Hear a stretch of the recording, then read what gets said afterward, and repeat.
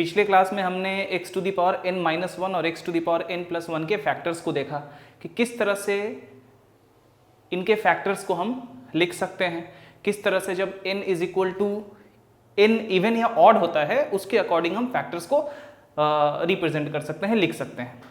तो ये हमने पिछले क्लास में देखा था। सो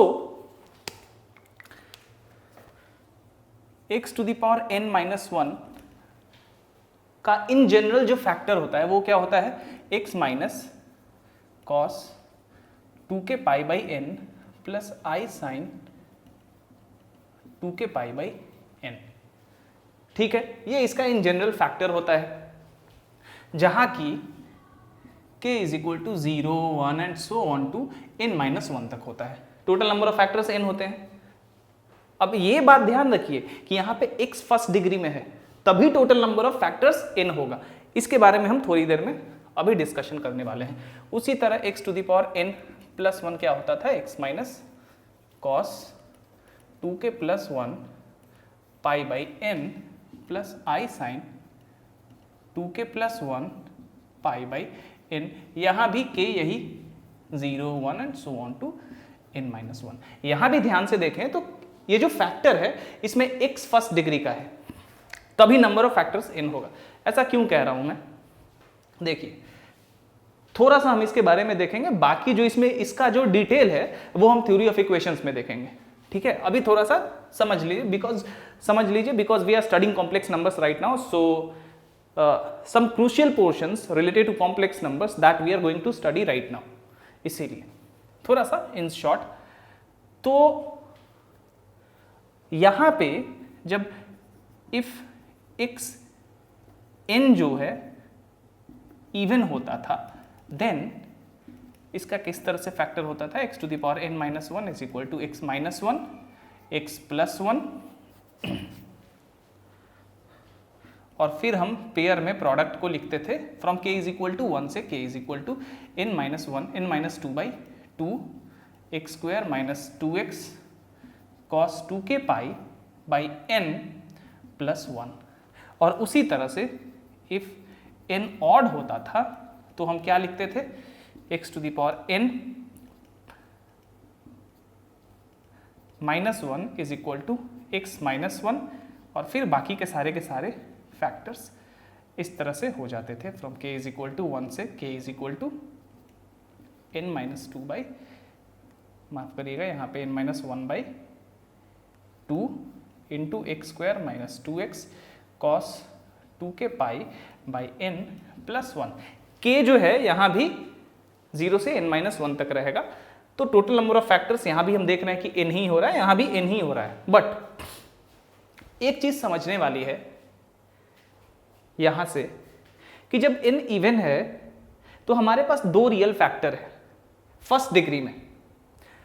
अब ये जो सारे के सारे फैक्टर्स आएंगे जो हमने पेयर में प्रोडक्ट के फॉर्म में लिखा है, तो ये जो सारे के सारे फैक्टर्स आएंगे ये भी डेफिनेटली रियल है, बट यहां पे x का जो डिग्री है वो 2 है, सेकेंड डिग्री के फैक्टर है। अब आपने रेशियो एंड प्रोपोर्शन में, रेशियो में या फ्रैक्शन में लोएस्ट फ्रैक्शन पढ़ा है। अब उसी तरह से इसको समझिए कि जब हम किसी भी फंक्शन का, किसी भी अलजेब्राइक एक्सप्रेशन का जब फैक्टर्स लिखते हैं, किसी भी अलजेब्राइक एक्सप्रेशन को जब फैक्टर्स में रिजॉल्व करते हैं, तो अब अगर वो अलजेब्रिक फंक्शन का डिग्री n है तो फर्स्ट डिग्री में उसके फैक्टर्स भी n होंगे। ठीक है, बट अब यहां पे हम देख पा रहे हैं कि यहां पे n है, ठीक है, n ही है ना, x to the power n minus one. तो यहाँ पे नंबर ऑफ फैक्टर्स भी n होगा from k is equal to 0 से n माइनस वन तक। एक एक करके जब रखेंगे k is equal to 0, 1, 2 and so on to n minus one, तो हमें n नंबर ऑफ फैक्टर्स मिलेंगे जहां की x फर्स्ट डिग्री का होगा। लेकिन उसके बाद अब मान लीजिए कि यहां पे x माइनस वन, यहां पे x प्लस वन है। यहां तो हमें यहां पे दिख रहा है साफ साफ कि जब k इज इक्वल टू 0 रखेंगे तो यहां पे 1 आ जाएगा। ठीक है, k is equal to n by 2 रखेंगे तो ये माइनस वन आ जाएगा, that is x plus one आ जाएगा। लेकिन एक चीज यहां समझने वाली ये है कि अगर हमें फर्स्ट डिग्री के फॉर्म में इसका n फैक्टर्स चाहिए तो मैक्सिमम 2 ही रियल फैक्टर हो सकता है इसका। यहां पे देखिए, वो भी जब n इवन हो तो मैक्सिमम 2 रियल फैक्टर है। बाकी अगर फर्स्ट डिग्री के फैक्टर में लिखेंगे तो सारे के सारे फैक्टर्स इमेजिनरी होंगे, कोई रियल नहीं होगा। लेकिन चूंकि हम इसको पेयर में, प्रोडक्ट के फॉर्म में पेयर में बना के लिख रहे हैं, तो सेकेंड डिग्री में ये भी रियल फैक्टर्स है। तो यही चीज एप्लीकेबल होगा x to the power n+1 में ही। ठीक है, उसी तरह से n इवन होता है, ऑड होता है तो हम अलग अलग फॉर्म में लिख सकते हैं, और इन जनरल इसको इस तरह से लिख सकते हैं जहां की total number of factors n होता है, वेयर उस n नंबर ऑफ फैक्टर्स में रियल फैक्टर्स और इमेजिनरी फैक्टर्स दोनों ही इन्वॉल्व है। ठीक है, बट इस केस में देखिए आपको एक ही रियल फैक्टर मिलेगा, वो भी जब n ऑड होता है। आपको ध्यान होगा x+1, x to the power n+1 के फॉर्म में। अब इससे एक बहुत ही इंपॉर्टेंट थ्योरम हमें जानने को मिलता है। देखिए क्या, इसको नोट करिए, याद रखिए ये जो प्रोडक्ट था ना ये भी रियल है। यहां पे कहीं भी आपको इमेजिनरी नजर नहीं आ रहा है, दैट मीन्स ये रियल है। बट यहां पे x का डिग्री 2 है। अब इससे मैं क्या आपको समझाना चाह रहा हूं, ये देखिए इस थ्योरम से आपको पता चलेगा। चलिए,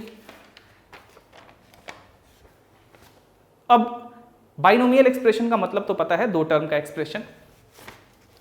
सो every binomial integral function, every binomial integral function x to the power n plus minus a की जगह 1 था अभी, और एक माइनस, या तो 1 था नहीं तो -1 था अभी, जो एग्जांपल मैंने देके समझाया है। तो every binomial integral function x to the power plus minus a can be resolved into n factors of the first degree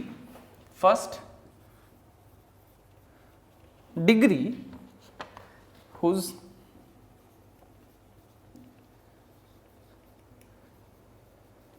coefficients may or may not be wholly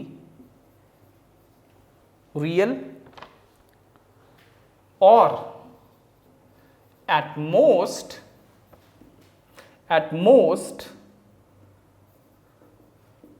two real factors of the first degree and a number of real factors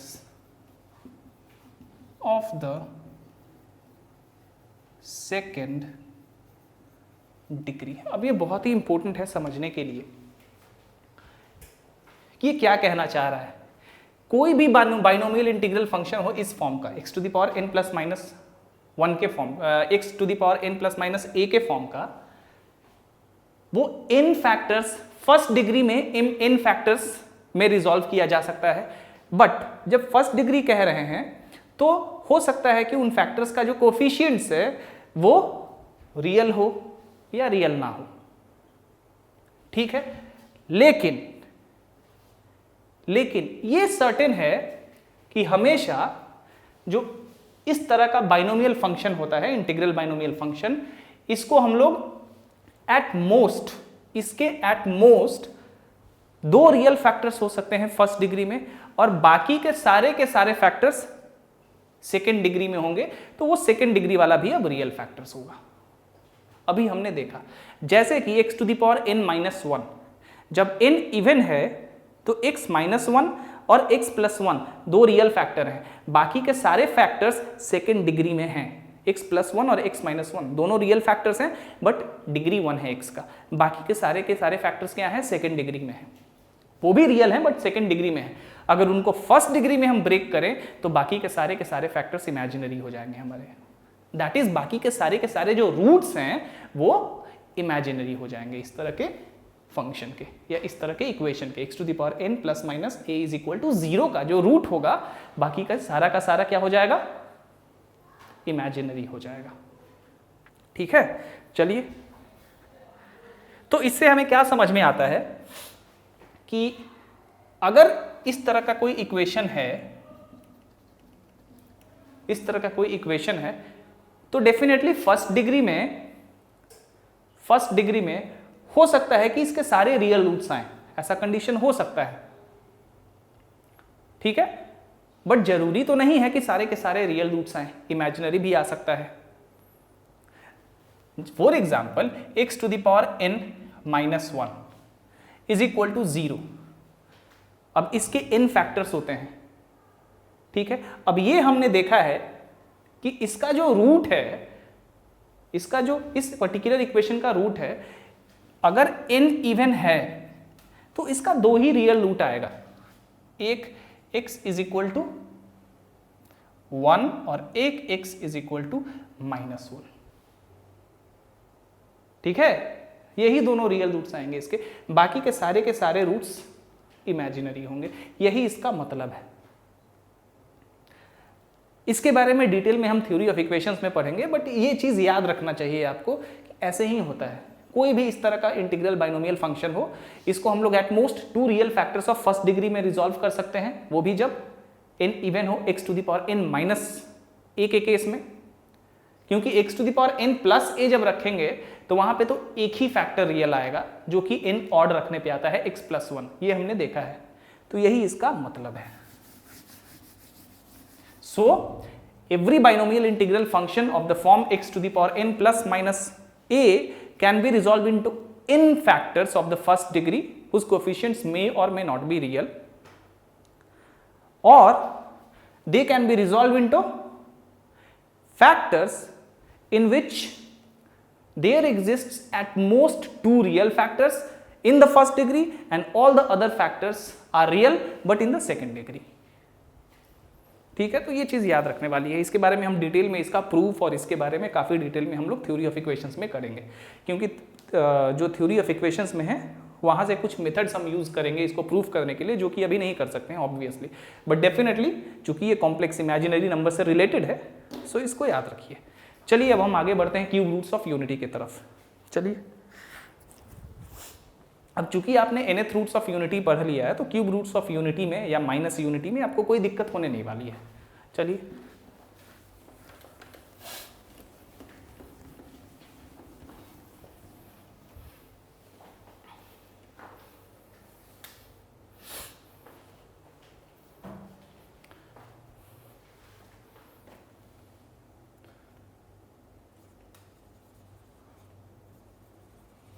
cube roots of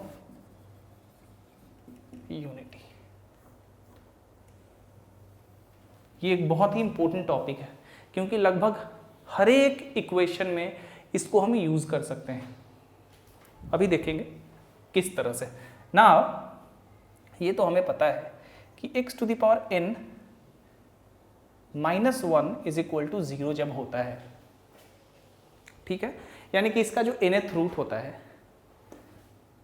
is given by x is equal to 1 to the power 1 by n is equal to क्या होता है, हमें मिलता क्या है x का value, cos 2k pi by n plus i sine 2k pi by n, जहां की k इज इक्वल टू 0, 1, 2 से लेके n माइनस 1 तक होगा। हमें क्यूब रूट्स ऑफ यूनिटी निकालना है, यूनिटी का क्यूब रूट, ये तो nth रूट है ना, इसलिए x इज इक्वल टू, या फिर इसी को ऐसे लिखिए, x to the power 3 minus 1 is equal to 0, that implies x is equal to 1 to the power 1 by 3, या इसी को लिख सकते हैं cube root of 1 is equal to, इसी फॉर्मूला को यूज करके n की जगह कितना है हमारा 3 है, तो बस cos 2 k pi by 3 plus i sine 2 k pi by 3, जहाँ की k is equal to 0 1 2। n का वैल्यू 3 है तो k एक कम होगा, उससे 2 होगा। टोटल नंबर ऑफ रूट्स कितने हो गए इस पर्टिकुलर इक्वेशन के? टोटल नंबर ऑफ रूट्स कितने होंगे? 3। एक k इज इक्वल टू 0 के लिए जो इसका प्रिंसिपल क्यूब रूट होगा, एक k इज इक्वल टू 1 के लिए और एक k इज इक्वल टू 2 के लिए। नाउ पहला रूट जो इसका होगा 3 रूट होंगे। अब भाई थर्ड डिग्री का इक्वेशन है, 3 रूट होगा। पहला रूट, ये जनरल फॉर्म है रूट का, पहला रूट क्या होगा? x0 at k is equal to 0, इसको x1 नाम देते हैं। रूट 1 क्या हो जाएगा ये हमारा? जब k को 0 रखेंगे यहाँ पे, ऑब्वियसली ये 1 होता है, क्योंकि अब साफ साफ है भाई, ये तो आपको याद भी कर लेना चाहिए कि यूनिटी का 1 का जो प्रिंसिपल nth रूट होता है वो 1 होता है, जो k इज इक्वल टू 0 रखने पे मिलता है। तो भाई इसका क्यूब रूट, जब इसका क्यूब रूट भी देंगे तो k इज इक्वल टू 0 पे इसका क्या मिलेगा हमें?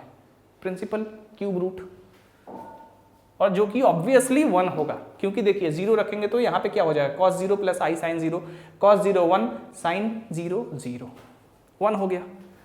दूसरा रूट क्या हो जाएगा? वो हमें ऑब्टेन होगा k इज इक्वल टू 1 पे, वो कितना होगा भाई? cos 2 pi by 3 plus i sine 2 pi by 3। तीसरा रूट क्या होगा? तीसरा रूट जो हमें ऑब्टेन होगा वो होगा at k is equal to 2 पे, वो होगा 2 रखेंगे तो cos 4 pi by 3 plus i sine 4 pi by 3। कोई दिक्कत यहाँ तक तो है नहीं। इसको हम लोग लिख सकते हैं cos 2 pi minus 2 pi by 3 plus i sine 2 pi minus 2 pi by 3। कोई दिक्कत यहाँ भी नहीं है। ये हो जाएगा cos 2 पाई बाई 3 और ये हो जाएगा माइनस साइन 2 पाई बाई 3, यानी कि minus i sine 2 pi by 3। अब clearly cube roots of unity के 3 रूट, एक 1 है, एक ये है और तीसरा ये है। अब इस पर्टिकुलर इक्वेशन में इसमें से कोई भी वैल्यू सब्स्टिट्यूट करेंगे तो इस इक्वेशन का वैल्यू कितना आना चाहिए? 0 आएगा, जो कि आएगा, तभी तो ये रूट है ना। नाउ अब ये तो प्योरली रियल है, ठीक है, ये रूट प्योरली रियल है। बाकी के दोनों रूट इमेजिनरी हैं, हम साफ साफ देख सकते हैं, ये वाला भी और ये वाला भी। इसीलिए इन दोनों रूट्स को कहते हैं imaginary cube roots of unity. Clearly x2 and x3 are the imaginary cube roots of unity। ठीक है, इसलिए the imaginary cube roots of unity can be written at once as, अब भाई दोनों में कोई डिफरेंस नहीं है, बस साइन का डिफरेंस है cos 2 pi by 3 plus minus i sine 2 pi by 3, बस यही करना है। नाउ हम देखते हैं कि अगर इस वाले इमेजिनरी क्यूब रूट को हमने ओमेगा से इस वाले जो imaginary cube root of unity है, यानी कि जो x इज इक्वल टू 1 जो है, x इज इक्वल टू 1 रखने पे जो हमारा क्यूब रूट ऑफ यूनिटी आ रहा है, इसको हम कहते हैं फर्स्ट, या इस तरह से इसको कह सकते हैं इस वाले को कि primitive imaginary cube root of unity. जब k इज इक्वल टू 1 रख के ये वैल्यू, ये हम रूट निकालते हैं तो उसको कहते हैं primitive imaginary cube root of unity. ऐसा क्यों? क्योंकि भाई ये पहला इमेजिनरी क्यूब रूट है, ऑब्वियस सी बात है।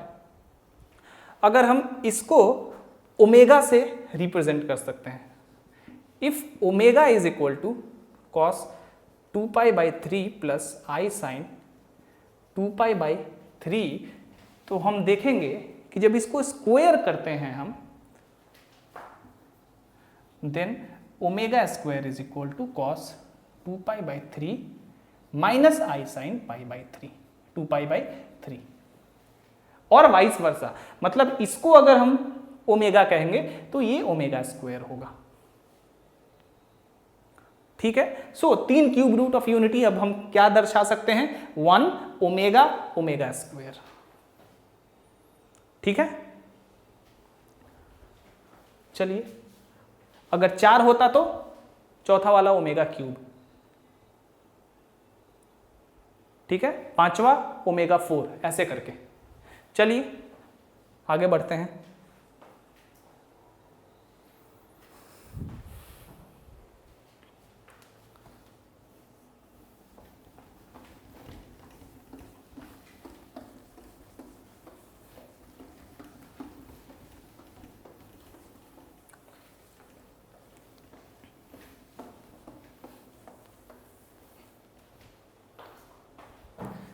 अब देखिए क्वाड्रेटिक इक्वेशंस आपने पढ़ा हुआ है, ठीक है, चलिए मान लिया मैंने कि आपने पढ़ा है।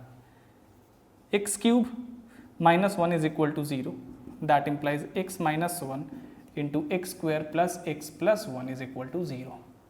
इसलिए x is equal to 1, 3 root आने चाहिए, एंड इसको जब सॉल्व करेंगे तो x is equal to quadratic equation आएगा, दिस इज इक्वल टू 0। जब सॉल्व करेंगे x के लिए तो x के 2 वैल्यू आएंगे, देखते हैं क्या आता है। x is equal to -b यानी कि √b² यानी कि 1 - 4ac divided by 2a, -1 plus minus, अब ये -√3 आएगा तो -√3 को कितना लिख सकते हैं, i√3, तो i को यहां से ले लेते हैं और इसको लिखते हैं √3 is equal to -1 plus minus i√3, एक ही चीज़ लिख रहा हूँ, माफ़ करिएगा, निकल गया हमारा। तो हमने देखा कि जो क्यूब रूट ऑफ यूनिटी है, अभी हमें 3 क्यूब रूट ऑफ यूनिटी मिला था, जिसमें कि पहला वाला 1 था, एक ओमेगा था, एक ओमेगा स्क्वायर था, वो पोलर फॉर्म में था ऑब्वियसली। अब देखेंगे उसका वैल्यू भी यही आएगा हमें अल्टीमेटली। तो यहां से भी हमें क्या मिल रहा है, इसलिए the 3 cube roots of unity are 1 -1 plus i√3/2 and -1 minus i√3/2। ये 1 है, अगर इसको ओमेगा से रिप्रेजेंट करें तो ये होगा ओमेगा स्क्वायर। अब देखिए पोलर फॉर्म में जो हमने अभी क्यूब रूट निकाला,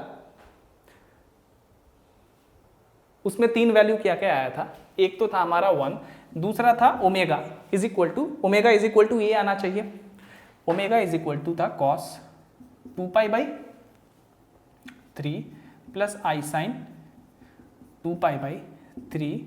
2π/3 का क्या मतलब है भाई, 2π/3 का क्या मतलब है, 2 × 180 डिग्री बाई 3,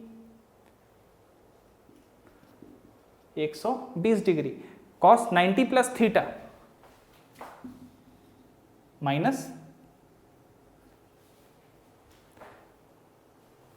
ये कितना आ रहा है आपका 120 डिग्री ना, 2π, पाई का मैंने 180 डिग्री सब्सटीट्यूट कर दिया, 3 से काट दिया 60 बार में और 120 आया।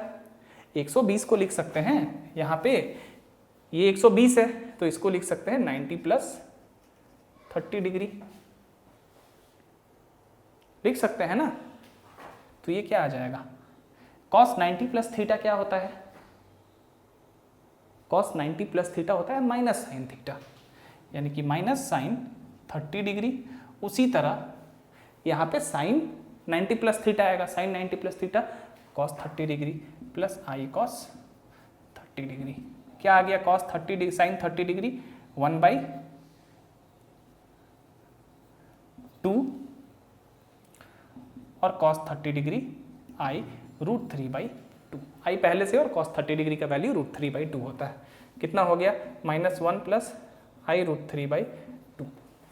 ओमेगा का वैल्यू इसके बराबर आ गया। सिमिलरली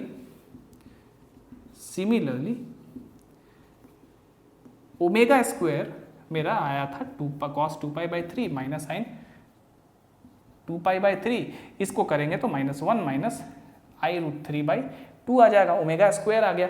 अब मैंने कहा कि अगर इसको ओमेगा से रिप्रेजेंट करेंगे तो आपको इसको स्क्वायर करेंगे तो आपको इतना मिल जाएगा। क्यों कहा था देख लीजिए, ओमेगा को स्क्वायर करिए। ओमेगा कितना है? -1 प्लस आई √3/2। ठीक है, चलिए भाई स्क्वायर करते हैं। इसको स्क्वायर करेंगे ना, ओमेगा का वैल्यू जो है उसको स्क्वायर करेंगे तो 1 plus i square into 3 minus 2i √3 divided by 4।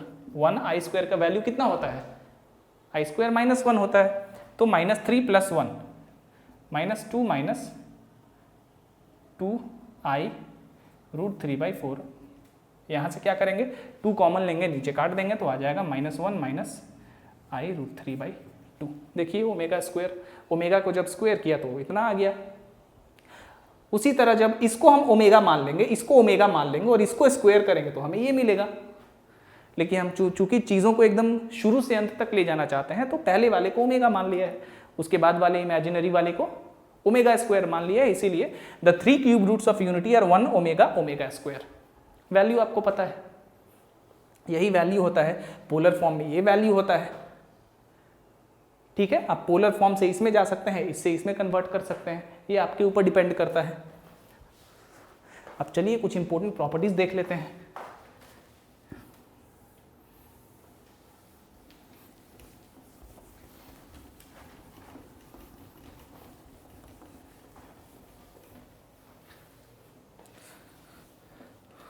हमने 3 क्यूब रूट्स ऑफ यूनिटी के बारे में पढ़ा। अब थोड़ा सा उसको हम लोग ब्रीफली एक समरी बना लेते हैं उसका। सबसे पहले the 3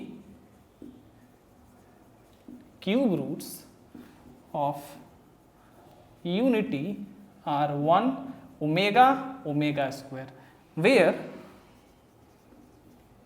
omega is equal to cos 2π/3 plus i sine 2π/3 is equal to -1 plus i √3/2 and omega square is equal to cos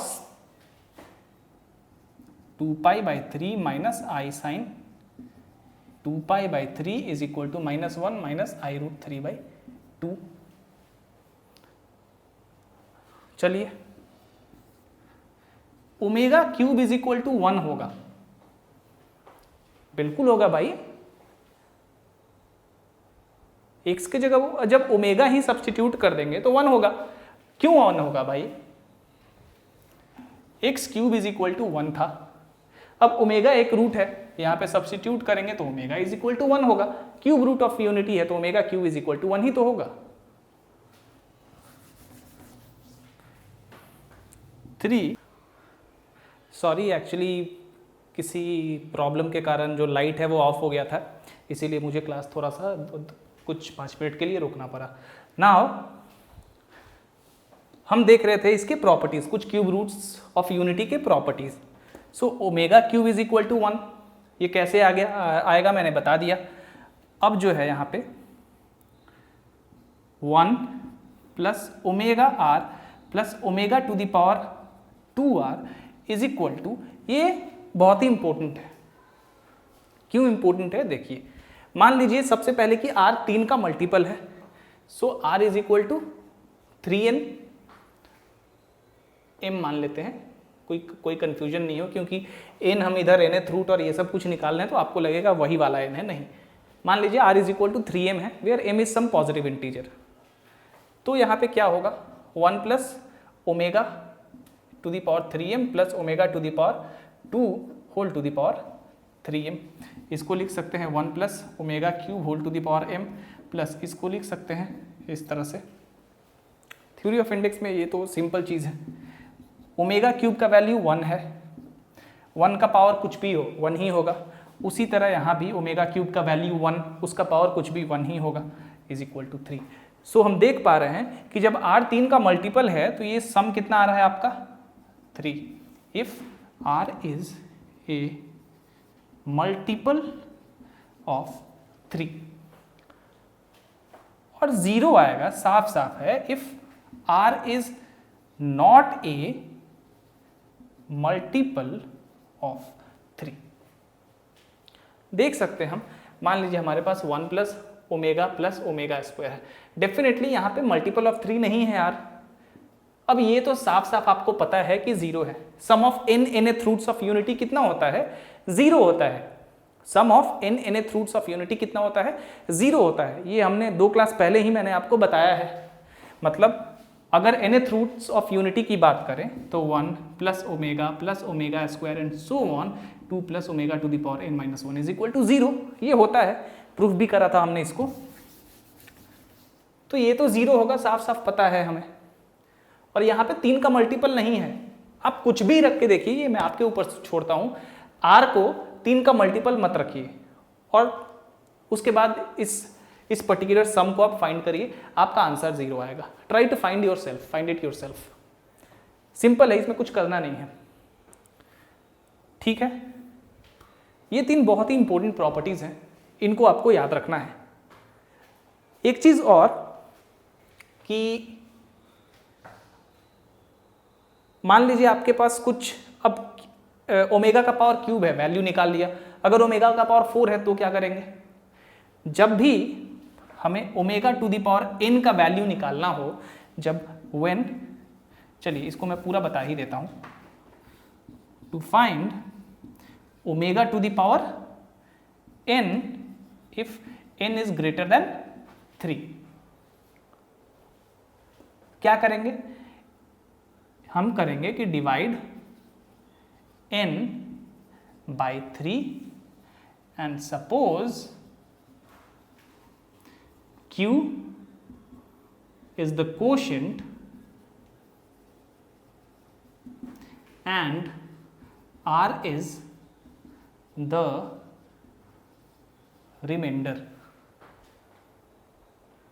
ठीक है, इसलिए n is equal to 3q plus r, ऐसा होगा। So therefore omega to the power n is equal to omega to the power 3q plus r लिख सकते हैं। ठीक है, इसको लिख सकते हैं omega to the power 3q into omega to the power r, omega का power cube q into omega का पावर r, ओमेगा का पावर क्यूब 1 का पावर कुछ भी 1, बचा क्या? Omega r, that's it. तो मान लीजिए आपको निकालना है ओमेगा का पावर 8, 3 से डिवाइड करेंगे, रिमाइंडर कितना आएगा? 2 ओमेगा स्क्वायर होगा। देख लीजिए आप करके। ठीक है, 8 को जब 3 से डिवाइड करेंगे तो 3 दूनी 6, रिमाइंडर कितना बचेगा? 2 बस। अब ओमेगा स्क्वायर का वैल्यू आपको पता है। चलिए, अब कुछ इंपॉर्टेंट अलजेब्राइक फॉर्मूलाज हैं जिनको हम इस imaginary cube roots of unity जो है ओमेगा और ओमेगा स्क्वायर, इसको रख के उन फॉर्मूलाज को हम लिखते हैं। चलिए देखते हैं।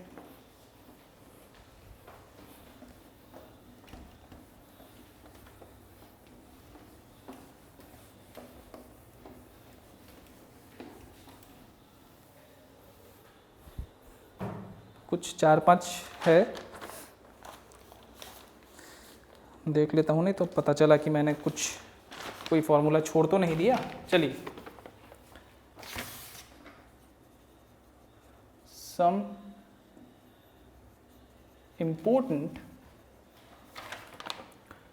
important identities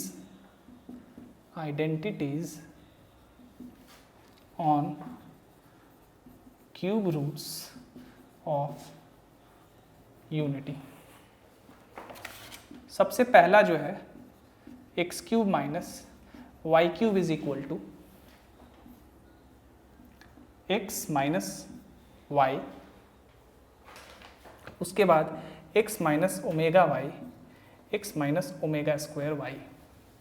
दूसरा x cube plus y cube x plus y x plus omega y x plus omega square Y.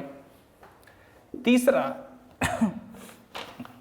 हाँ इसको भी लिख लीजिए, x square plus y square plus z square minus x y minus y z minus z x is equal to x plus y plus z into, नहीं इसमें नहीं, ये तो क्यूब में होता है, माफ करिएगा, x plus omega y plus omega square z into x plus omega square y plus omega Z.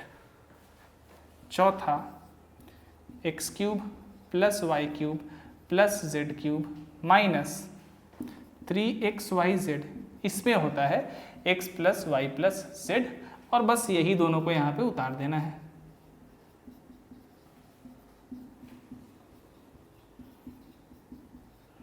ठीक है, ये हो गया।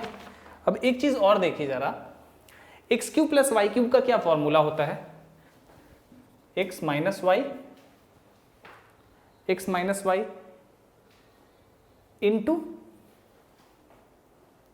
Into x square plus x y plus y square.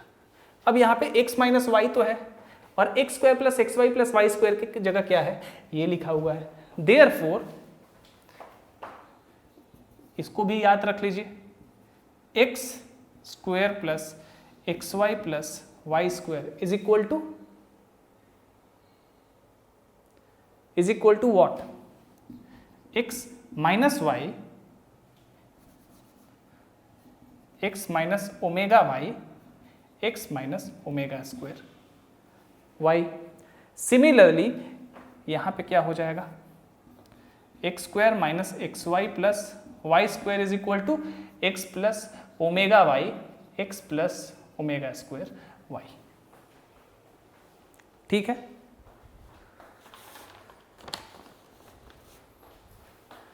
चलिए ये कुछ 5-6 आइडेंटिटीज है, इसको आप याद रखिए। ठीक है, प्रॉब्लम बनाते बनाते याद हो जाएगा, ऐसा कुछ भी नहीं है इसमें। चलिए एक प्रॉब्लम है, सबसे पहले उसको हम लोग देख लेते हैं, जो कि इन आइडेंटिटीज को यूज करके बनेगा।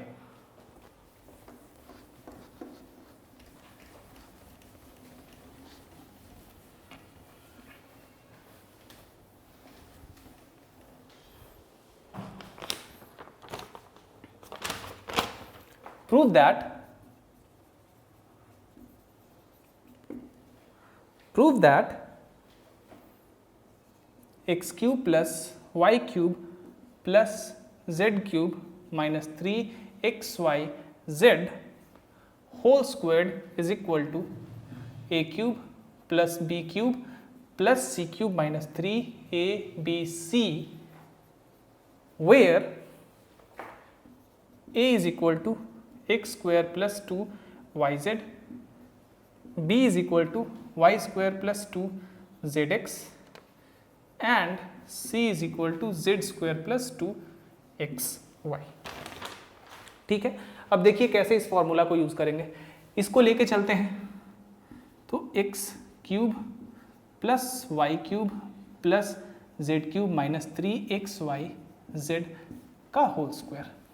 इसका फॉर्मूला क्या होता है भाई, इस पर्टिकुलर चीज का क्या फॉर्मूला होता है? x plus y plus z into x plus omega y plus omega square y into x plus omega square y plus omega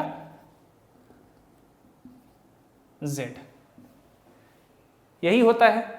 चलिए स्क्वायर तो लिखना पड़ेगा क्योंकि है square, x plus y plus z का whole square, x plus omega y plus omega square z का whole square into x plus omega square y plus omega z का whole square. सबसे पहले इसको देखते हैं, x plus y plus z का whole square. क्या फॉर्मूला होता है?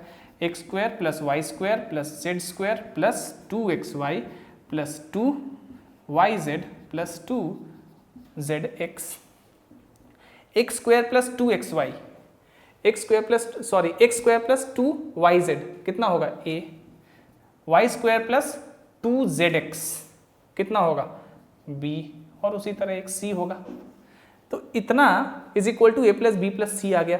अब इतना इज इक्वल टू देखते हैं, x plus omega y plus omega square z का whole square, x square plus omega square y square plus omega to the power 4 z square plus 2 omega x y plus 2 omega cube y z plus 2 omega square z x.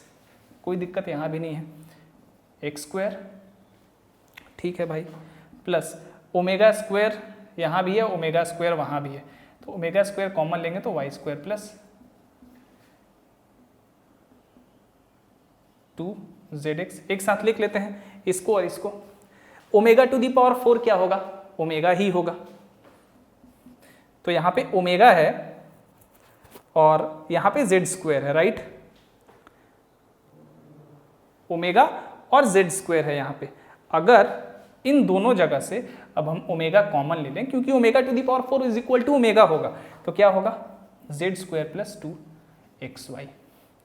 अब इसको क्या लिख सकते हैं हम, simply 2yz, क्योंकि omega cube is equal to 1 होता है, तो एक्स स्क्वायर प्लस 2yz। उसी तरह ये क्या हो गया, plus omega square into y square plus 2zx plus omega into z square plus 2xy। ये हो गया a, ठीक है, प्लस ये कितना हो गया y square plus 2zx omega square b plus omega c, ठीक है। आ गया हमारा। उसी तरह इसको देख लेंगे, x plus omega square y plus omega z whole square, ये कितना आएगा, ऑब्वियसली ये आना चाहिए a plus omega b plus omega square c, यही आएगा ना। तो इसको हम क्या लिख सकते हैं भाई, a plus b plus c, यहाँ से इसको हम लोग लिख सकते हैं a plus omega square b plus omega c, और इसको लिख सकते हैं a plus omega b plus omega square c। इसको मैं इरेज कर दूं, इसका काम नहीं है अब हमें, हम लिख लिया है। इसी को थोड़ा, इसको यहाँ लिख देंगे, इसको उधर लिख देंगे, तो क्या बन जाएगा हमारा, a cube plus b cube plus c cube minus 3abc। This completes the proof. ये प्रूफ आपका खत्म हो गया। तो इस तरह से प्रॉब्लम्स बनाते हैं। इस पे काफ़ी सारे प्रॉब्लम्स आगे हम लोग बनाएंगे, बट आगे कुछ टॉपिक्स पहले कर लेते हैं, उसके बाद देखते हैं। चलिए,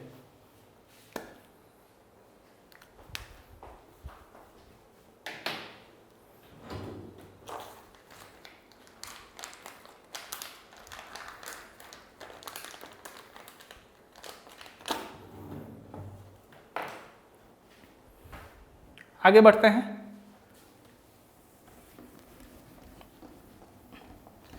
ये आइडेंटिटीज आपको बहुत इंपॉर्टेंट है, याद रखने वाली चीज़ है ये, ठीक है, इसको आप याद रखिए। आगे जब आप थ्योरी ऑफ इक्वेशंस पढ़ेंगे ना, उसमें बहुत यूज होगा इसका। इनफैक्ट अभी कॉम्प्लेक्स नंबर में हम लोग प्रॉब्लम्स बनाएंगे तो देखिएगा आप इसका कितना यूज करेंगे। सबसे आसान कॉन्सेप्ट है ये, इसीलिए इसमें बच्चे सबसे ज़्यादा गलती भी करते हैं।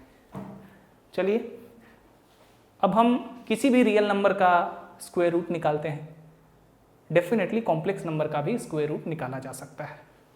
सो अब हम कॉम्प्लेक्स नंबर के स्क्वायर रूट कैसे निकालते हैं उसके बारे में देखेंगे।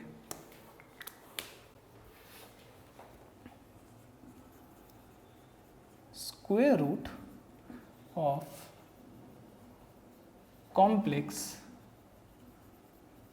Numbers.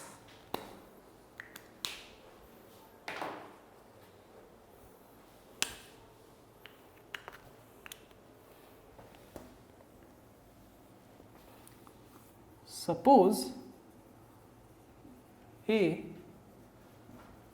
complex number z is equal to x plus iy। ठीक है,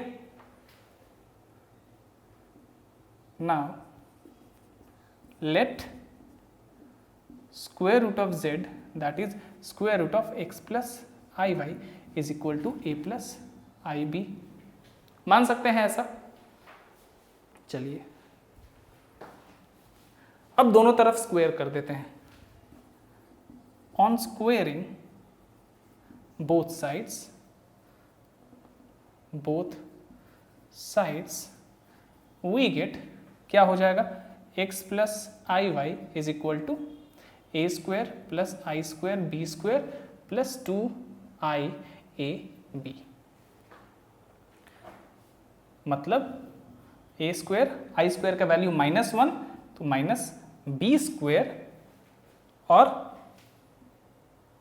क्या निकल गया प्लस 2i a b। कोई दिक्कत यहां से नहीं है। अब डेफिनेटली ये रियल पार्ट है, ये इमेजिनरी पार्ट है, तो इधर से और उधर से bye comparing the real and imaginary parts from both sides, हमें क्या मिलेगा, a square minus b square is equal to x and 2ab is equal to y। चलिए भाई इसको मान लेते हैं नंबर 1, इसको मान लेते हैं नंबर 2। अब क्या करते हैं, दोनों को स्क्वायर कर देते हैं। स्क्वेयरिंग 1 and 2 देन एडिंग, हमें क्या मिलेगा देख लेते हैं। दोनों को स्क्वायर किया और फिर ऐड कर दिया तो हमें मिल जाएगा a square plus b square का whole square is equal to क्या, क्या मिलेगा हमें ये बताइए। दोनों को स्क्वायर किया, ये कैसे आया, इसको स्क्वायर किया, इसको स्क्वायर किया तो कितना आएगा, a to the power 4 plus b to the power 4 minus 2a square b square is equal to कितना, x स्क्वायर। उसी तरह इसको स्क्वायर किया तो 4a square b square is equal to y square. अब जब दोनों को हमने जोड़ दिया है तो a square plus b square और जोड़ रहे हैं तो 4a square plus b square में से ये minus 2a square b square गया, कितना बचा plus 2a square b square. तो a square plus b square is equal to x square plus y square आ गया। इसलिए a square plus b square is equal to square root of a square plus y square. अब यहाँ पे plus क्यों लिया हमने, क्योंकि भाई x square plus y square ये प्लस ही होगा, एक्स और वाई रियल नंबर्स है, दोनों का स्क्वायर का सम है तो क्या होगा, इसीलिए। चलिए, और वैसे भी मॉड्यूलस ऑफ कॉम्प्लेक्स नंबर क्या होता है, हमेशा पॉजिटिव होता है। ठीक है, चलिए ये इतना आ गया, इसको मान लेते हैं नंबर 3। अब क्या करते हैं, 1 और 3 को जोड़ देते हैं। By adding 1 and 3 we get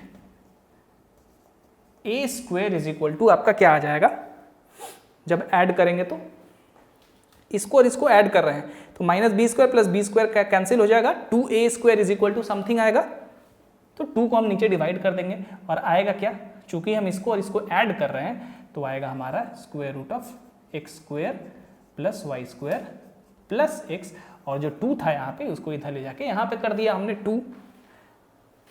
चलिए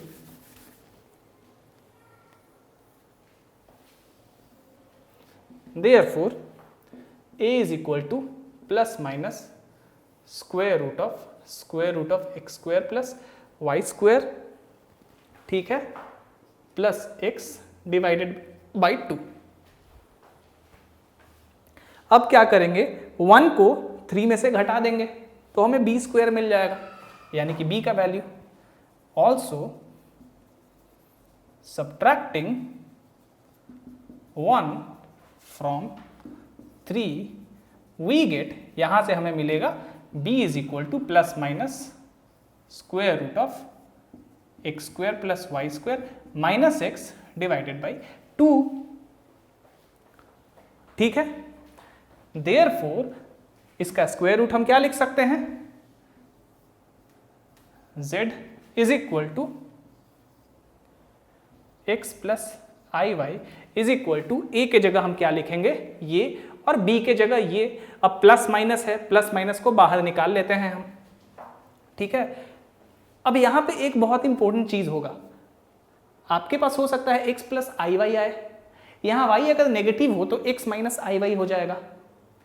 तो इसीलिए यहां पे हम दो फॉर्म में लिखेंगे। जब हम देखेंगे कि x माइनस वाई को नेगेटिव मान के कर रहे हैं, अगर यहां y स्ट्रिक्टली पॉजिटिव है तब तो ठीक है, यही आएगा।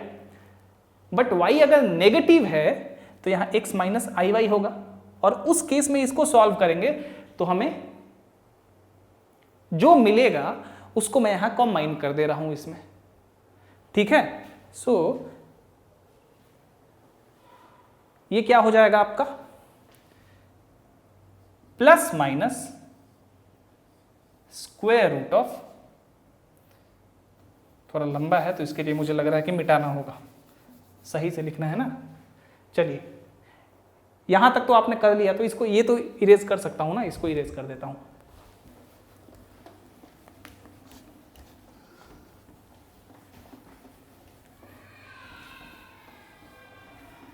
चलिए, therefore the square root of z is equal to i y is equal to क्या हो जाएगा, प्लस माइनस बाहर ले लेंगे, थोड़ा सा और छोटा, मैं भी कुछ ज़्यादा ही बड़ा लग रहा है कि मैंने बना दिया है। Square root of x square plus y square plus x divided by 2, ठीक है, प्लस स्क्वायर रूट ऑफ, यहां आई रख दीजिए, आई है, और फिर b का वैल्यू दे दीजिए, x square plus i square minus x by 2। ये आएगा जब y यहां पे पॉजिटिव होगा, when y is positive. If y is positive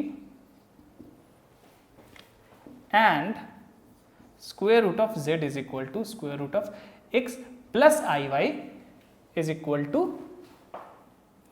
plus minus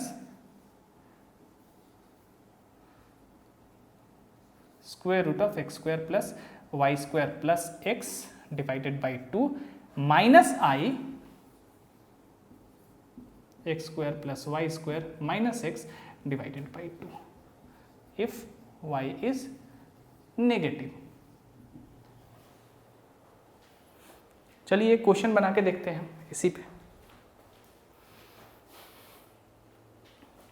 तो ये स्क्वायर रूट का फॉर्मूला होता है आपका।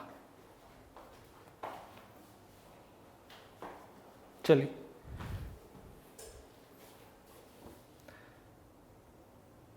ठीक है, इसी फॉर्मूला को और शॉर्ट में लिखना चाहें तो आप ऐसे भी लिख सकते हैं। जब y पॉजिटिव है तो इसको लिख सकते हैं आप plus minus square root of modulus of z plus x by 2 plus i into square root of, ये आपको दिख रहा है, एक मिनट और इधर कर देता हूं मैं। इसको आपको लिखना हो तो ऐसे लिख सकते हैं शॉर्ट करके, प्लस माइनस ये क्या है, modulus of z plus x by 2 plus i उसी तरह से बाई 2, और उसी तरह से इसको लिख सकते हैं। ये आपके ऊपर है, मुझे लग रहा है कि इस तरह से भी काफ़ी अच्छा है, कोई दिक्कत नहीं है। तो मैं ऐसे ही छोड़ देता हूँ। अगर आप उस तरह से चाहें तो जहाँ जहाँ square root of x square plus y square है, वहाँ पे जिस सिंबल से आपने कॉम्प्लेक्स नंबर को रिप्रेजेंट किया है वो उसका मॉड्यूलस ले लीजिए, दैट्स इट। यहाँ पे मैंने z लिया है तो मॉड्यूलस ऑफ z हो जाएगा ये, और कुछ नहीं। चलिए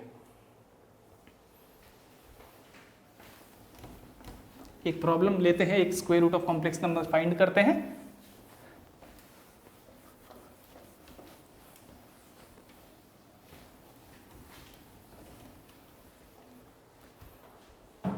चलिए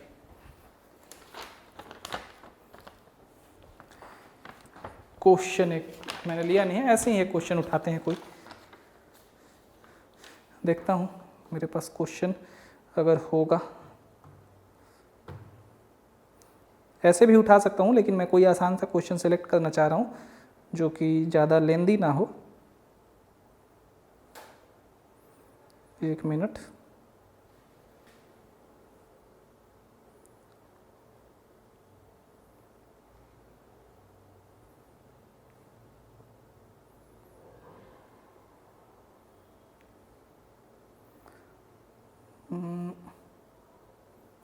ये क्वेश्चन बनाते हैं। फाइंड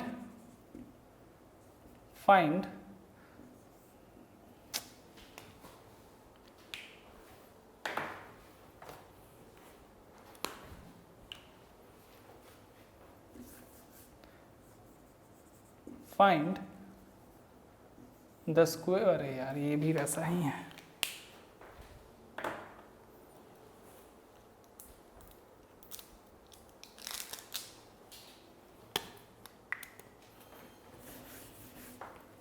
चलिए find the square root of 8 + 6i। Let z is equal to कितना हो जाएगा 8 + 6i। इसलिए भाई क्या होता है, यहाँ पे y क्या है, पॉजिटिव है, तो हम पॉजिटिव वाला लेंगे। Square root of z is equal to modulus of z +6/2। Good, यहाँ प्लस माइनस देना नहीं भूलना है आपको, स्क्वायर रूट हमेशा 2 होता है। और यहाँ पे i modulus of z -x/2। x क्या है 8 है यहाँ पे। चलिए भाई मॉड्यूलस ऑफ z क्या है हमारा x² + y² यानी कि 8² + 6² यानी कि 10। चलिए भाई तो यहाँ पे हम क्या लिख देंगे 10 प्लस x कितना है 8 / 2 plus i root 10 - 8 / 2 plus minus ये क्या हो जाएगा 18, 2 से काट देंगे 9, 9 का बाहर आ जाएगा। 3 ही बाहर निकालेंगे, ध्यान रहे, क्योंकि प्लस माइनस मैंने अंदर ले लिया है। तो यहाँ 3 प्लस यहाँ से 10 - 8, यहाँ से क्या निकलेगा 1, तो i। अगर हमसे पूछा जाता कि 8 - 6i निकालिए, also square root of 8 - 6i क्या हो जाता +- 3 - i, दैट्स इट। ठीक है, चलिए तो ये हो गया हमारा square root of complex numbers. अब सेक्शन फॉर्मूला है और कुछ जियोमेट्रिकल इंटरप्रिटेशन से कॉम्प्लेक्स नंबर्स के, वो हम लोग एक क्लास में कर लेंगे। बाकी कॉम्प्लेक्स नंबर आपका पूरा हो गया।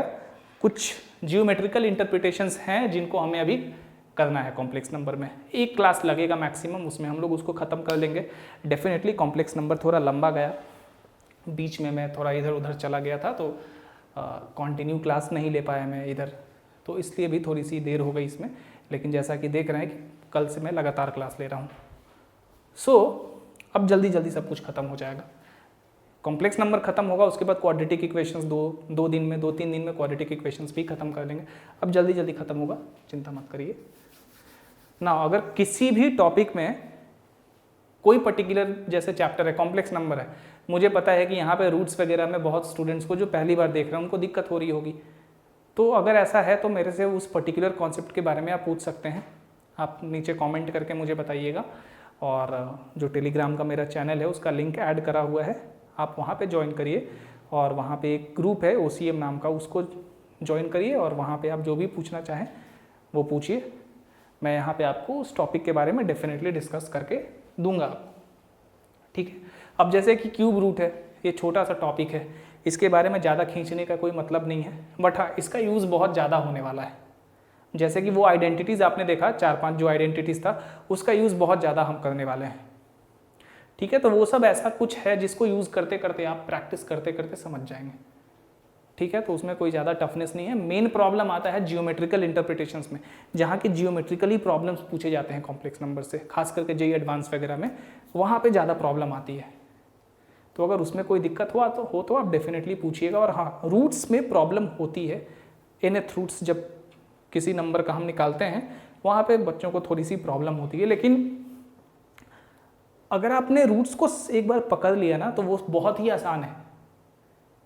क्योंकि कोई भी रूट हो, हमने पढ़ा था ना कि कोई भी x to the power n is equal to a हो, where a is any number, तो हमने उसका रूट फाइंड आउट किया था, जहाँ की उसमें जो k होता था वो 0 से n-1 तक होता था। तो एक बार वो सब आपने पकड़ लिया कि हाँ भाई यही फॉर्मूला होता है रूट का, वो फॉर्मूला आया कैसे, ये दोनों चीज़ें आपको ध्यान में रखनी है।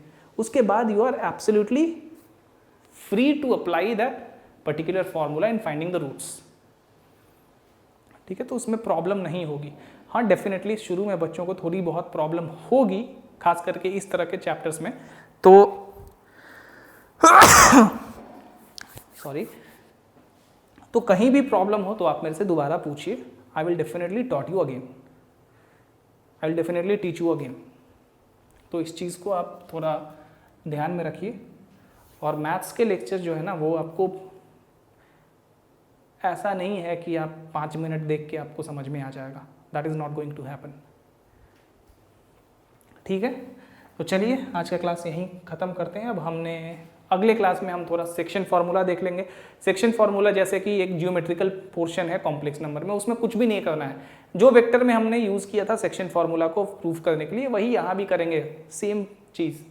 आपने थोड़ा सा जियोमेट्रिकल रिप्रेजेंटेशन मैंने पढ़ाया था, अगर वो याद है, और वेक्टर में जहाँ सेक्शन फार्मूला आपको बताया है, दोनों को थोड़ा सा रिलेट कर दीजिए, दैट्स इट। और कुछ नहीं है वहाँ पे, बस वहाँ वेक्टर की जगह आपको कॉम्प्लेक्स नंबर सब्स्टिट्यूट करना है, आपका सेक्शन फार्मूला आ जाएगा, ठीक है। तो जो कुछ जियोमेट्रिकल इंटरप्रिटेशन थोड़े हैं वो अगले क्लास में करेंगे। और सबसे पहले हमारा टारगेट होना चाहिए कि हमें पूरा सिलेबस ख़त्म करना है एक बार, एंड देन जब सिलेबस को फिर हम रिवाइज करना शुरू करेंगे ना, तब हमें पढ़ने में और ज़्यादा मज़ा आएगा। पहली बार में दिक्कत होती है, आपको होती होगी, मुझे पता है, बट जब दोबारा उसको रिवाइज करना शुरू करेंगे ना, देन यू विल रियलाइजिंग कि अब चीज़ें कितनी आसान हो गई हैं, क्योंकि आपके पास लगभग सारे कॉन्सेप्ट्स का 50% 60% तो नॉलेज हो ही जाएगा उसके बाद, ठीक है। तो इसीलिए, और जैसा कि मैंने कहा JEE एडवांस के भी प्रॉब्लम करेंगे, बट उतना ही प्रॉब्लम करेंगे जितना मैंने आपको पढ़ाया है अभी तक। कॉम्प्लेक्स नंबर में भी वही एप्लीकेबल होता है फिलहाल। हाँ, जब हम पूरा सिलेबस करके रिवाइज करना शुरू करेंगे ना, तब हम सारे प्रॉब्लम्स को लेंगे, चाहे वो कैसा भी प्रॉब्लम हो, JEE एडवांस में या किसी ओलंपियाड्स में और कहीं से, we will take all those problems then, ठीक है। चलिए तो आज का क्लास यहीं ख़त्म करते हैं, इसको आप करिए ठीक से, दैट्स इट, थैंक यू।